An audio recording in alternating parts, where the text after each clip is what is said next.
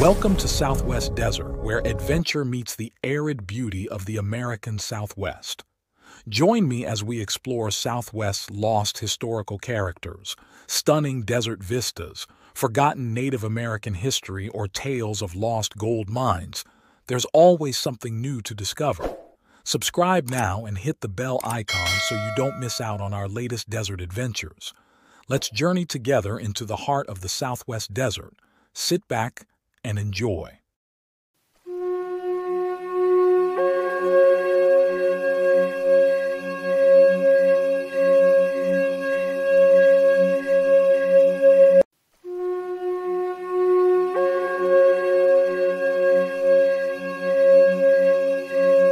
Welcome, listeners, to another episode of Southwest Desert.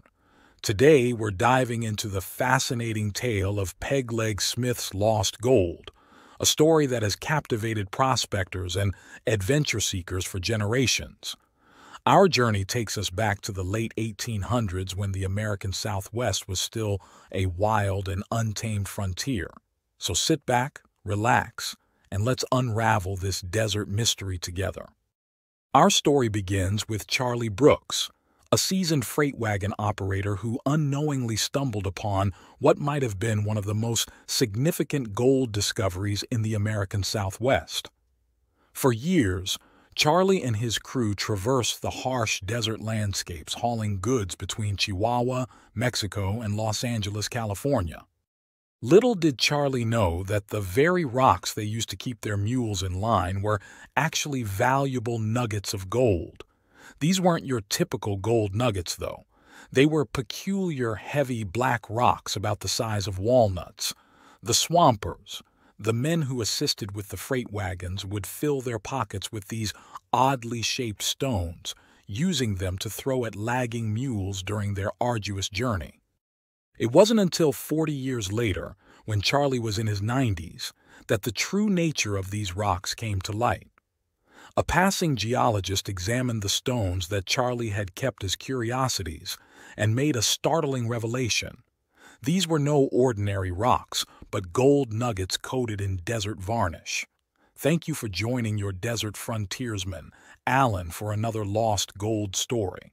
If you would like to help support my channel in time, hit the super thanks heart icon on the bottom of the video and contribute. This is very helpful. Relax and enjoy. Imagine the shock and disbelief Charlie must have felt when he realized that for decades, he and his crew had been literally throwing away fortunes. The geologist's words must have echoed in his mind. You must have thrown several fortunes away. Now, you might be wondering, why didn't Charlie just go back and collect all that gold? Well, that's where our story takes an interesting turn. You see, by the time Charlie learned about the true nature of the rocks, the landscape had changed dramatically. The old wagon trails had been replaced by railroads and highways, and the exact location of the gold-rich area had been lost to time. Charlie recalled that they used to camp near a distinctive saw-toothed butte, at a freshwater spring that seemed tailor-made for prospectors and freighters. This spot was somewhere near the Mexican border, but its exact location remained a mystery. Now let's talk about how this discovery ties into the legend of Peg Leg Smith. Peg Leg Smith was a colorful character from the early days of the American West. He was a trapper, prospector, and storyteller who claimed to have found a rich deposit of black gold nuggets in the desert. The location of Peg Leg's legendary gold had been sought after by countless prospectors over the years. Charlie's granddaughter, Maggie Baker, believed that the rocks her grandfather and his crew had been using as throwing stones were actually from Peg Leg Smith's long-lost deposit of black nuggets. This connection added a new layer of intrigue to the already fascinating story.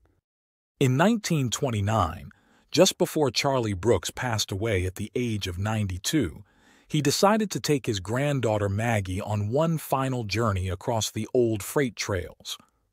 As they traveled along a graded highway, Charlie pointed out a butte in the distance about 9 or 10 miles away. He described it in detail, telling Maggie that they used to camp at its base on every trip. Charlie's eyes gleamed with excitement as he recalled the wonderful throwing rocks the swampers used to find up on that butte.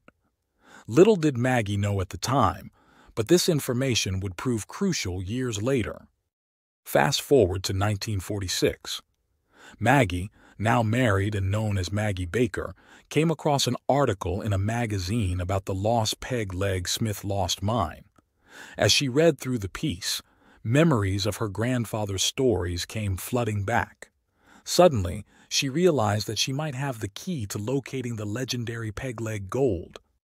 Excited by the prospect of finding this long-lost treasure, Maggie and her husband, Riley Baker, embarked on a series of expeditions to locate the elusive gold deposit. They explored the entire Borrego Desert region and areas east to Yuma. They searched both sides of the Salton Sea and followed the old Butterfield stage route from Sonora to Los Angeles, which had been one of Charlie's hard-won trails. Despite their determination, 4 trips yielded no success. The landscape had changed significantly in the 17 years since Charlie had shown Maggie the butte, making it challenging to pinpoint the exact location.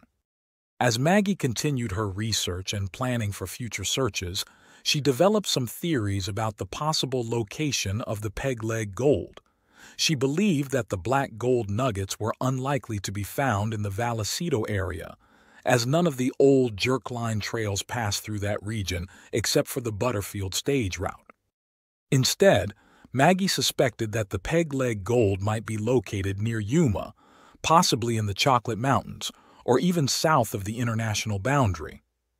She based this theory on her grandfather's usual route, which ran east of Yuma along the Gila River to Agua Caliente.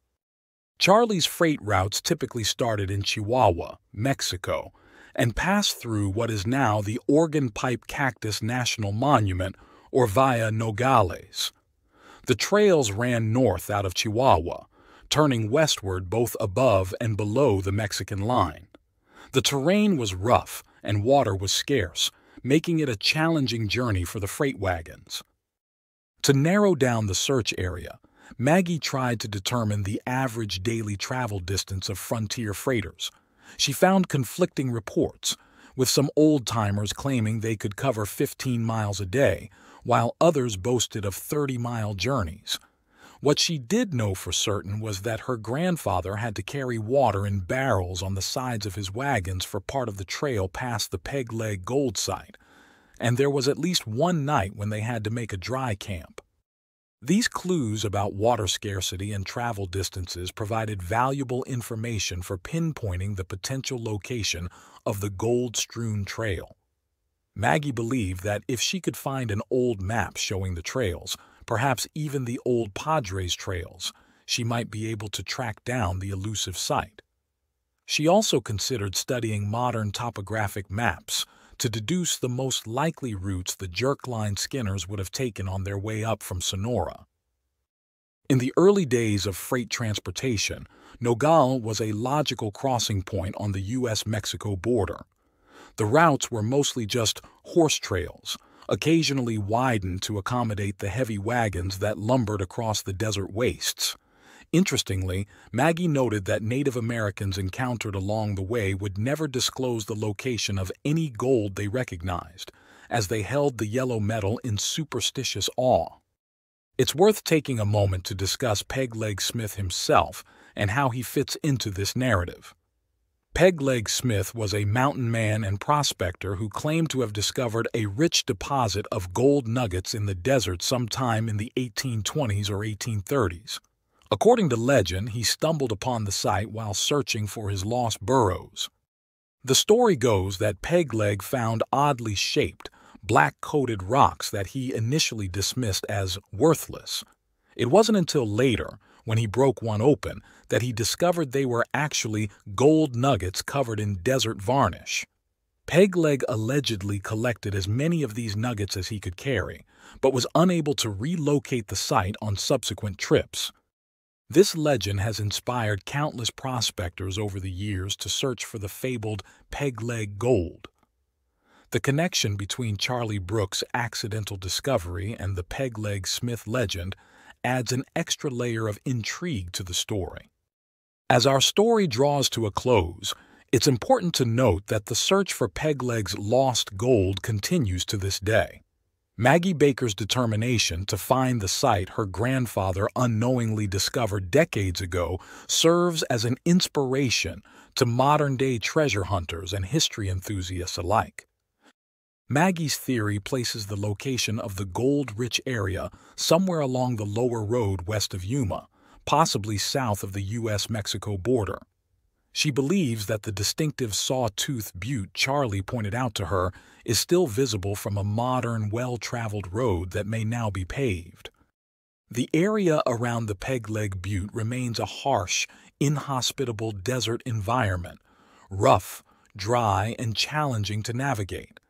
Yet, it's this very landscape that has preserved the mystery of Pegleg's lost gold for so many years. The story serves as a reminder of the untold riches that may still lie hidden in the vast deserts of the American Southwest. It's a tale of missed opportunities, changing landscapes, and the enduring allure of buried treasure. Who knows?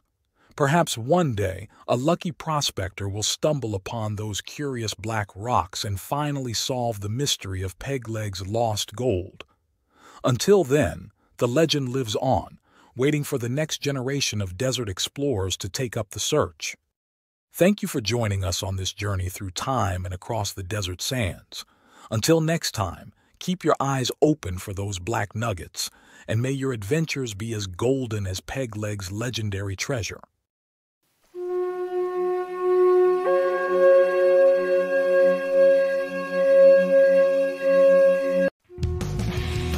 Thanks for watching. If you enjoyed this video, don't forget to like, comment, share, and subscribe for more great content. Hit the notification bell so you never miss an update. See you in the next video.